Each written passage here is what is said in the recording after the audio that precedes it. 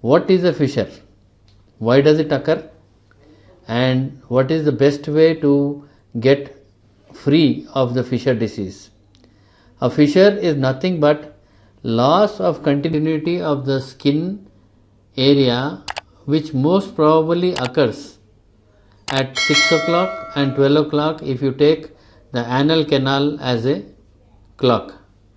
The reason being, whenever the stool comes out in females because of the presence of uterus above the rectum, and in males because there is no upper supportive system, the sagging of the rectum comes in such a way that the motion comes out in a way that it touches the 12 o'clock or 6 o'clock position according to what I have said earlier.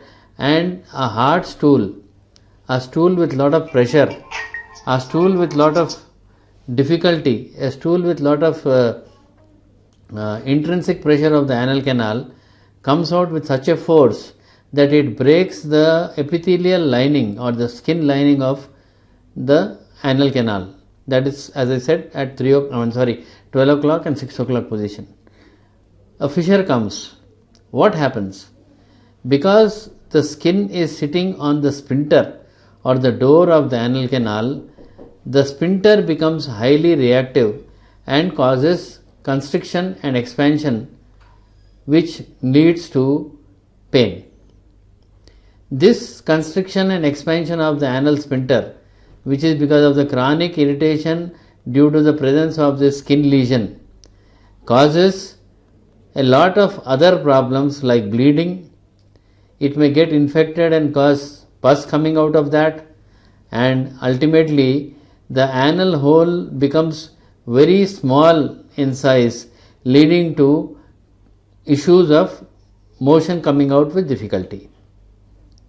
So this small cut normally heals on itself in the initial stages, but if the motion is repeatedly coming hard, if there is lot of intrinsic pressure inside the anal canal, if there is an extrinsic pressure like the pregnant lady or a full bladder, which patients who are sitting on bed or not moving out of bed cannot evacuate properly, this will lead to causing of injury to that particular area, and it becomes a ulcer or a cut-like thing, which is why you call it as a fissure in ano. Fissures can occur everywhere. The other reason for fissure coming is anal coitus. If somebody does anal coitus very regularly, if the tear of the skin occurs in all around the anal area, that is the differentiating part between anal coitus and a normal fissure because of constipation or other reasons what I have mentioned earlier. This can easily be identified by a surgeon who sees that there are multiple cuts. More so, and the skin becomes very puckered there. It is something like orange skin appearance which happens there. That way we can identify anal coital fissure and a normal fissure. Multiple tears can also occur in normal individuals. If a large bulk of motion comes out, that can happen if the patient is not passing stool for 2-3 days. If a large bulk of stool comes out, it can tear around the anal area, causing multiple fissures, but the skin doesn't become puckered. That is the differentiation between anal coitus and a large bulk of stool coming. Now the treatment of fissure. You know the reason. The reason simple is constipation or hard stool, multiple stool coming out with pressure. Nowadays we have different genera of people who sleep late, get up late, and in the hurry to go to their office try to push out the stool. It so happens when you are getting late to your office to work. So these are the reasons why you get a fissure in ano. The other reason, as I told you, in pregnancy you can find the fissure coming at 12 o'clock, but if the fissure is not treated properly, then definitely you will get one more fissure or one more cut at 6 o'clock position, because the stool will try to escape in a different direction. After that, what happens, the skin, when the fissure is deep inside, the skin raises like this. This is called as hooding. The skin tries to cover the fissure. This is an indication that the fissure is present. If you see outside, this is not a pile mass. This is not piles as what people tell. Piles are anal masses which are coming from inside the anal canal to the outside. This skin raising is nothing but hooding, which is a classical sign of external tag, as we call it, at 12 o'clock and 6 o'clock position, and it simply suggests that you have a fissure.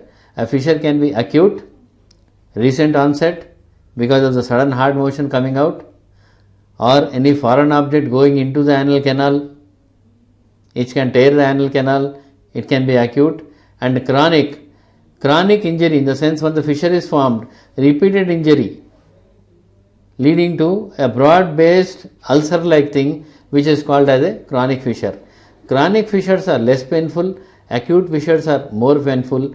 Sometimes the chronic fissure can become acute, in the sense the tear becomes more deep and suddenly they bleed, suddenly they cause pain, suddenly they cause tightness of the anal canal, leading to multiple times patient going to the defecation and leading to more pain, and sometimes they can get infected. This infection will lead into an intrasphincteric or a extrasphincteric or a deep abscess, which can turn into a fistula later on.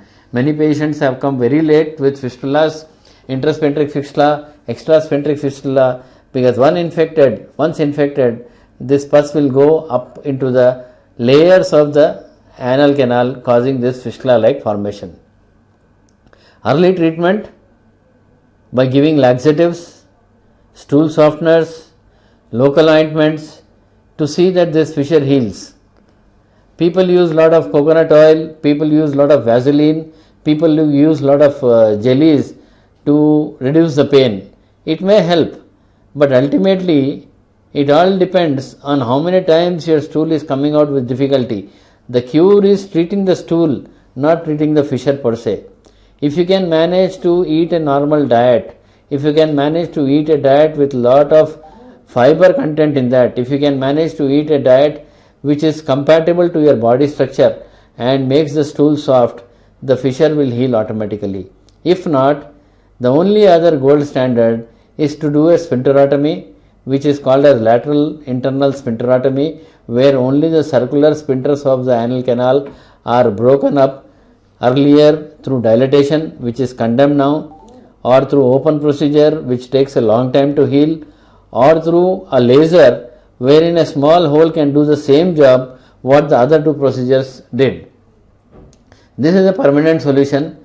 Sometimes if the patient is not compatible to give anesthesia, we can also inject botulinum toxin or Botox, which can cause temporary paralysis of the anal sphincter, leading to healing of the fissure.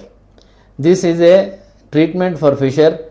It is a daycare procedure. You come in the morning, after investigation, a saddle block is given wherein the only buttocks are involved, and this sphincterotomy is done along with excision of the skin tag with laser, less trauma, early healing, no need of dressing.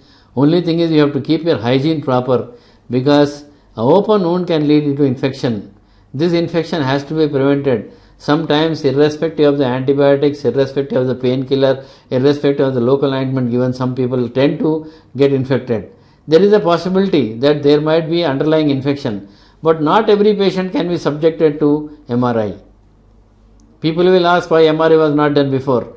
When there is a clinical sign wherein the infection is noted, without MRI, I don't do any surgical procedure. But when there is no clinical sign, when there is no pain, no fever, no pus, then how can we know whether there is an underlying infection or not? Pain will be there for fissure, but the internal pain will not be there. And every pain cannot be told that it could be infection. So presence of pus must have a MRI done so that any intrasphincteric or extrasphincteric abscess can be ruled out. But if at all there is infection, there is a treatment where the pus can be drained. Some dressing is needed for some days, and prevention of fistula is one other thing which is needed when you treat a fissure in ano. This is what is fissure in ano.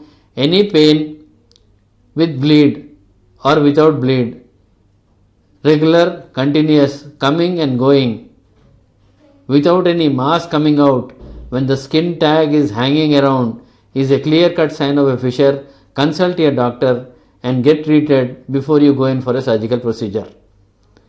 There are other methods where a flap can also be put, but that we do for a chronic fissure with a big wound, which normally for small wounds is not necessary. So consult a doctor and get your fissure treated before it becomes a magnified issue, creating problem for you 24 hours of the day. Thank you.